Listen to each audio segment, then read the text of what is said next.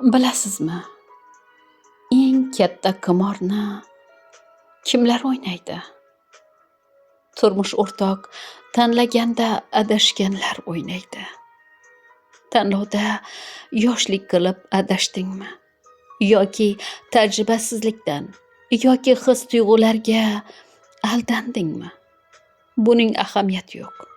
Baribir yoshliging, umring bilan badal to'laysan. Uni to'g'rilashning ilojisi yo'q.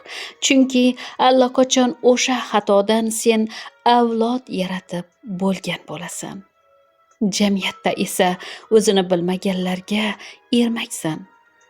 Mabodo chaqqonlik qilib o'zingni eplab ketsang, seni yengishga kuchlari yetmasa, o'tmishingni eslatishadi.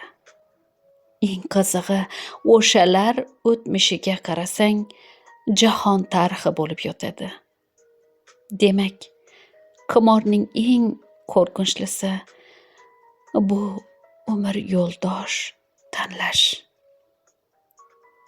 Sevgi, umid, ortiqcha xoyi-havaslar, orzular ortidan yugurish mana shu yutqazish ko'chasining eng boshlanishidir.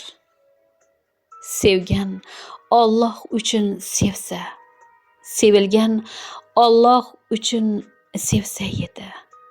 Sevgan ko'r, sevilgan nonko'r bo'lmagan bo'lardi.